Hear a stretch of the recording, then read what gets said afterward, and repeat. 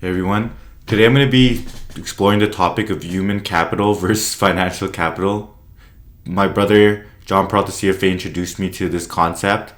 This is stuff that he learns in business school, and me being a guy who's taking no options, I've never seen this in my life.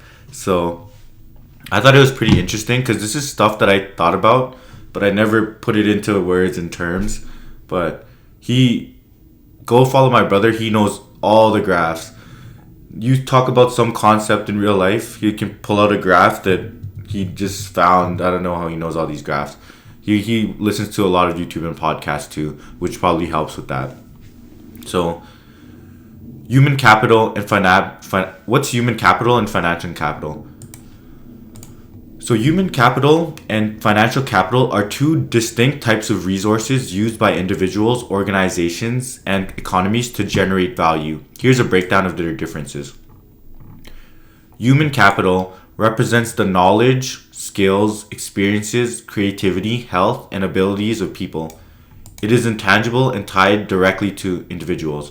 So these are human capital is like what you as a human have, like what skills do you have, what experiences, what creativity you have. Your health is an asset. What are your abilities? So what can you provide to society as a human? That's how I see what human capital is. So when it comes to value creation, this helps drive productivity and innovation. It's essential for adapting to changing technologies and markets, and often a differentiating factor in industries relying on creativity and specialized skills. So that's human capital. So that's what you can provide. Here's a graph. It's kind of tiny, but it's showing how when you start off in this world, you have a lot more human capital, and naturally as you age, your human capital kind of decreases. Maybe you have less energy, you have less creativity because you might be too tired to work or something like that, or maybe your body doesn't allow you to. Like if you're an NBA player, you're starting to get injuries, and even if you're doing intellectual stuff, your cognitive power might just decrease over time. So your human capital is usually higher, and over time it decreases. And you could probably do things to reduce the amount of decrease here. People probably are going well into their 80s, like Warren Buffett in 90. I'm not sure how old he is. I think he's over 90, and his human capital is still probably high, but it's probably decreased even from when he was in his 30s and 40s and 50s. And then the other type is financial capital. So it pretty much refers to the monetary resources like cash, investments, credit, or financial instruments used to acquire goods.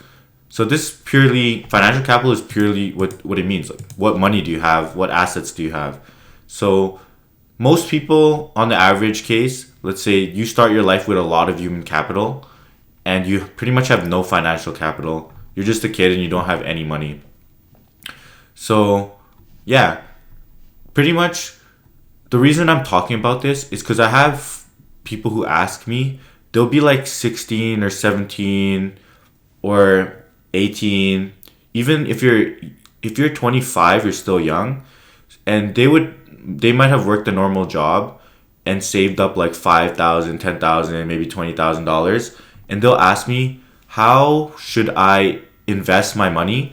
So my answer to that is you should first invest in yourself before you ever invest in the stock market. Because at that point in time, you have probably $20,000. You barely have any financial capital. That's really not that much money in the grand scheme of things. So if you take that money and convert it and like use your use that money to increase the amount of human capital you have, like increase the amount of skills that you have, the creativity you have, just pretty much invest that money into yourself. You can improve your human capital, and then you can use your human capital to trade it in for actual capital. For example, if I'm young, I have $40,000 in the bank. I mean, that's already a lot of money for someone to have in the bank. Pretend I only have $20,000 in the bank. Then I go take that money And instead of putting in the stock market, I take that money and I learn new skills like coding or stock market, or maybe not stock market because I just said don't invest in the stock market until you improve your skills, but maybe taking online business courses and things like that. You're helping improve your knowledge and helping you place yourself in the market to be able to capture value from the market. And the market, I'm talking about the job market. So if you go and learn coding, that's a really sought after skill right now. And that puts you in a good position in the stock market or in the job market in general. And then you could trade in your skills for actual like skills and actually writing some code and stuff like that to actually get some value out of it, take in some financial capital. And then that once you save up enough financial capital over the years, naturally your financial capital will start to increase as you accumulate more resources.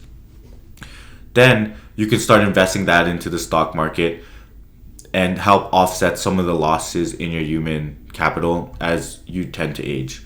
So that's kind of my advice for people who are like 16, 17, 18. You have a lot of human capital.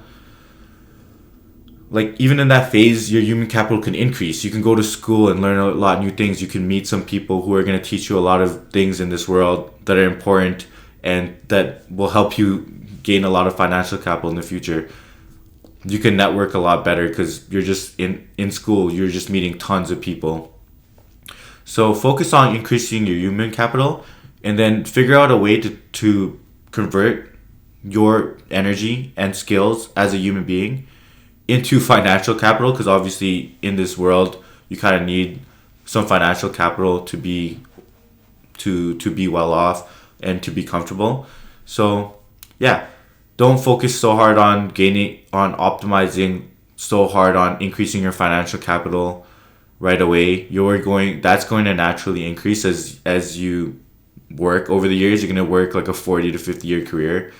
I mean, there's the FIRE movement and stuff like that, but I don't really subscribe to that as well. And that could be a topic for a different video.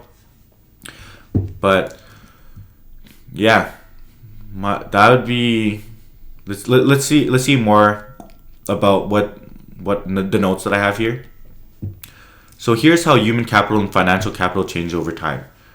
Early in your career, you'll have a lot of human capital but little financial capital because you're earning income and have many years ahead of you. So you have a lot of human capital but you don't really have money, so there's no point in trying to take your money and make it even more money. Obviously you want to save your money and not spend it all, so you could actually have this orange curve going up, because if you just take all the money, you spend it all partying and things like that, you're probably decreasing your human capital like crazy, because all those substances you're taking are not doing well for you. So you're decreasing your human capital fast, and you're reducing your financial capital fast. And that's not to say don't go party. I party a lot, but I do know the consequences of partying and stuff like that. So let's see. As you age, your human capital will decline as your future earnings increase. As you age, your human capital will decline as your future earnings also decrease. That's true. Because as you age, naturally some of the skills that you're doing kind of get outdated, and the newer generation has some skills that are more up to date and they have higher earning potential than you. So probably I'm still like not even pushing 30, so I'm just talking random stuff right now because I haven't really been through my 30s and 40s, but I don't know when people drop off, but I think this makes sense. So retirement, you'll start spending your financial capital and running it down, but you'll still have some human capital in the form of benefits. I don't know. Human capital is the value of your future labor income, while financial capital is the value of your current assets. Financial capital includes things like bank accounts, retirement accounts, and homes. Human capital is more difficult to value and doesn't appear on a company's balance sheet. You can improve your capital by investing in yourself, such as by pursuing further education, developing new skills, and starting your own business. Yeah, so for anybody the next generation out there, I would say focus on, like, if you don't have any financial capital, don't mind that. You still have more human capital than a lot of people, and no matter what, you can improve your skills and help position yourself in the market. Just know that you have something to offer by just being young, by just having a lot of energy, and even working in these different companies. It's really beneficial to have somebody young and with a lot of energy come into the company and try to push things forward, because people who are young, a lot of young people who, especially it's their first job, have a lot of energy and have a lot of good ideas, and it's just beneficial to have those people come in, and they offer something else than people who are on this side who might have more financial capital but might not be willing to go above and beyond on certain things, because maybe they've already done that 30, 40 times over and don't feel like it anymore. So yeah, that's kind of my advice on that subject, and going over human capital and financial capital. Thanks, John Peralta, CFA, for that topic, and I'll see y'all in the next video.